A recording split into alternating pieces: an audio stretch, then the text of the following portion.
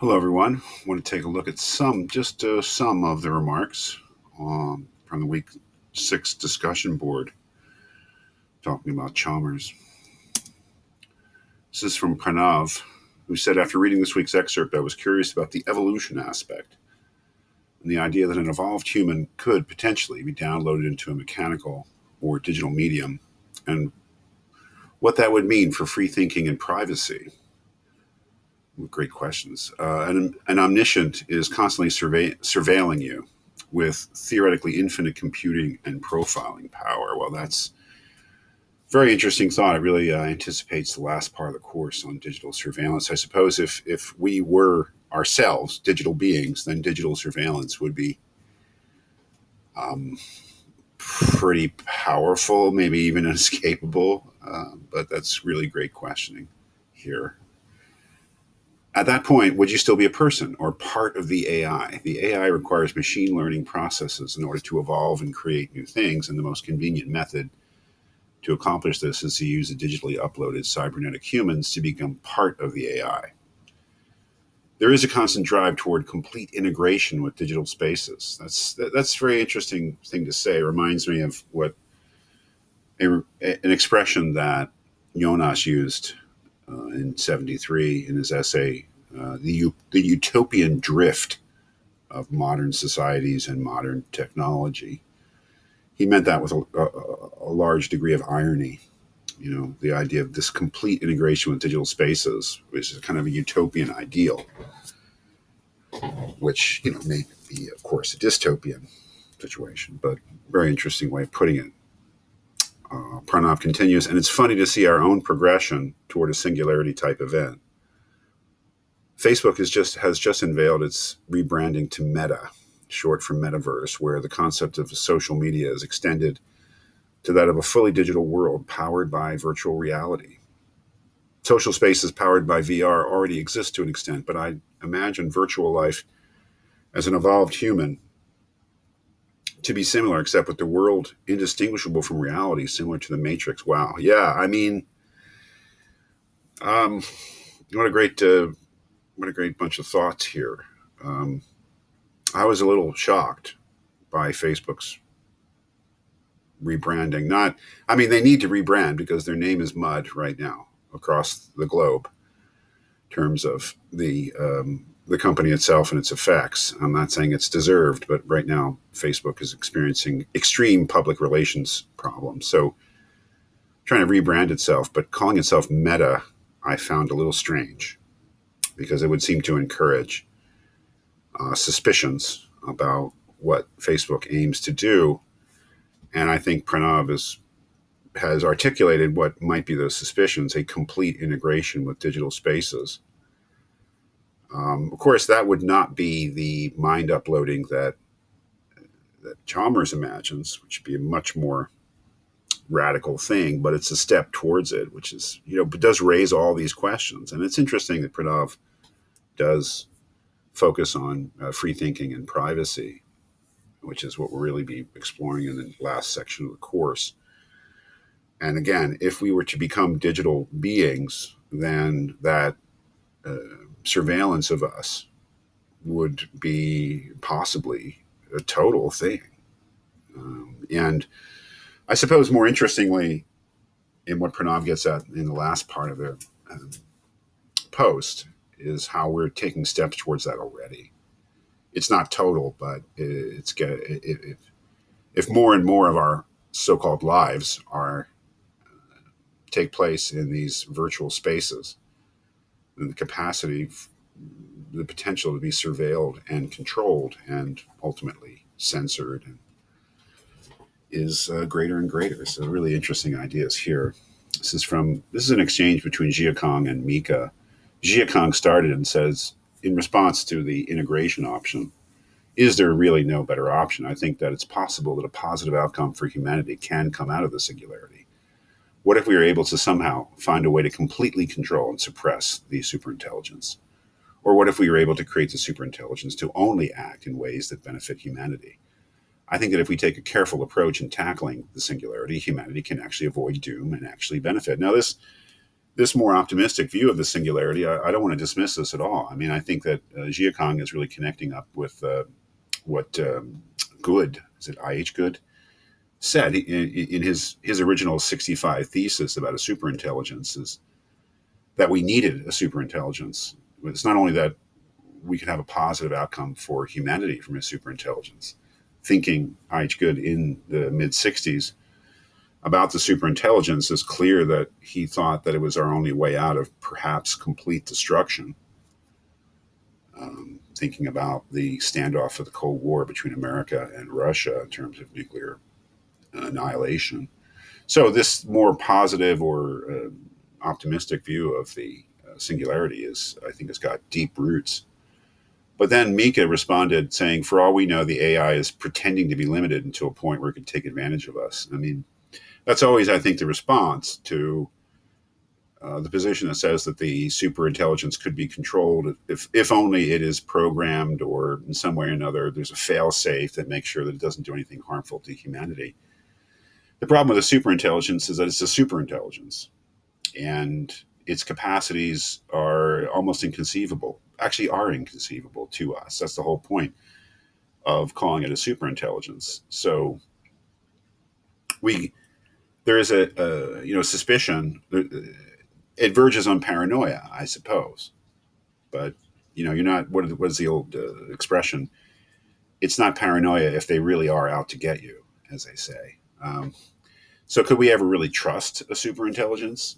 It could operate for years, decades, centuries in a seemingly benign way, but we could never really be sure that it wasn't a part of a plan to do something very, very bad. But, is that paranoia? I don't know. I mean, the whole point of this is that should a superintelligence really emerge, we would be in such new territory that we can only speculate about these things. This is from Janil, who said, the brain is so complex that our current theories revolving around the brain are basically our best guesses. It's impossible to even study the psychology of human cognition on a low level. No, we can study it, but to understand it, I suppose, is really the question. We understand the general functionality, but we still don't understand the complete function of cognition. I thought this was a really good point. And that is, say that the singularity does happen, and say that the kind of things that face us are similar to the options that Chalmers outlines.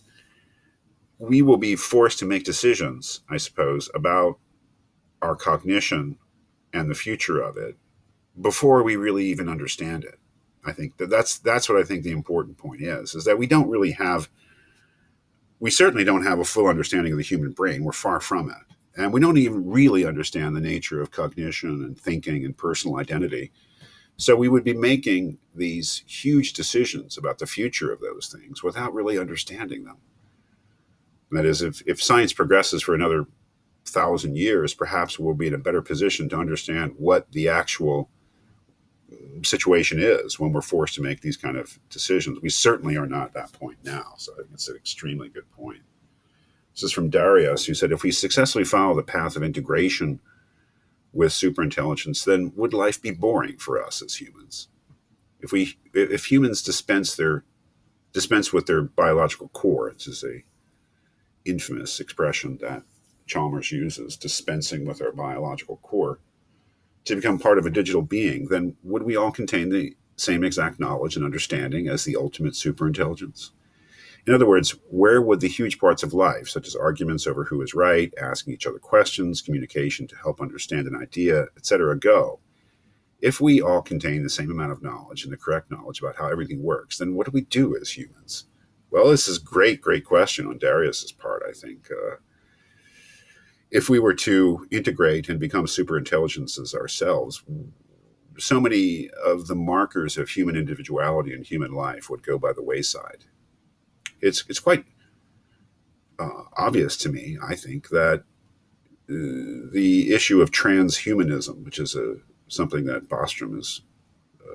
Nick Bostrom has talked about quite a bit, and many others, would be the way to think of it. Transhumanism is the idea that it's really embedded in the original John von Neumann idea of the singularity, and that is that it's thinking about a post-human future.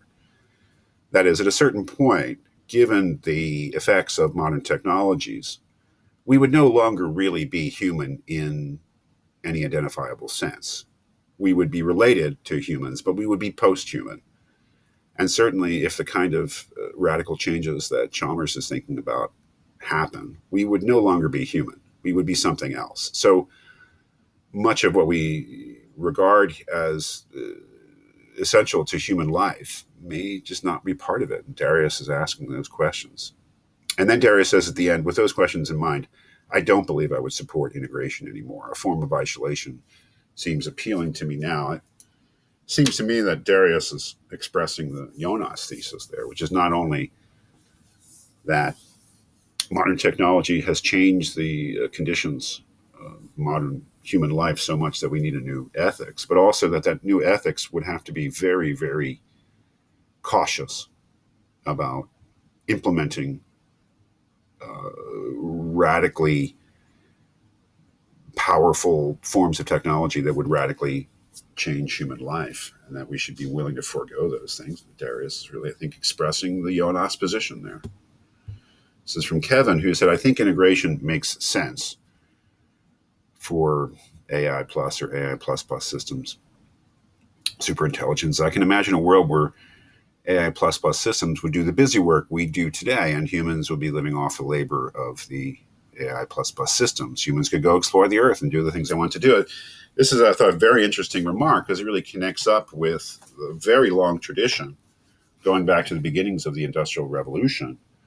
Not just Marx, but especially Marx, but also, capitalist thinkers or free market thinkers who thought that this is the great promise of modern technology, is that it has this great liberatory potential so that human beings would no longer be forced to work so much that they have to devote their lives just to meeting their basic needs, but that we'd be freed up for self-development. It is a utopian vision of the future, but it's one with very deep roots. It goes back, really to the 18th century, but really it characterizes the 19th century. So it's part of a long tradition that Kevin is part of here. Finally, An said, after reading about Chalmers' fourth option of integration with AI, I thought of the ship of Theseus paradox. In short, the paradox was the idea that if you replace the ship plank by plank until you've replaced every part of the ship, is it still the same ship? Similarly, if we are to replace our brain, whether it's completely destroying the brain in place of a new, better one or replacing it gradually, will our brain still be the same one? It's a great question. The question is about personal identity here. What if you replace every part of a ship at the end of the process? Is it the same ship? And if it's not, at what point did it become a different ship? Great question about identity. What if we were replaced physically in our brain? I mean, it really depends upon what we consider to be the criterion for personal identity. For John Locke, very influential theory of personal identity in the 17th century, the idea was that it is it's memories that constitute personal identity. That is, you and I are the beings that we are because we are aware of a continuity of experience that stretches back in the past. So it's really our memories, the continuity of our history and our awareness of that really makes us the individuals that we are. So one way of looking at it would be to say that the material substrate, whether it's our brain or whether it's some mechanical form, really wouldn't matter as long as we had a grasp of our histories and our past. And if that was retained, then we would be the same person. But that's just a certain theory. I think it's the one that Chalmers probably favors, the idea that if we were in digital form, as long as we retained the memories, the individual memories that we now have, that we would be the same person. But that's to take one approach. There are others who would say that if you replace the physical substrate, even if the memories are the same, that you have a different being. But then we're down to metaphysics, a very, very fundamental discussion. So really interesting work this week on a very interesting topic, I think, one that Chalmers brings up.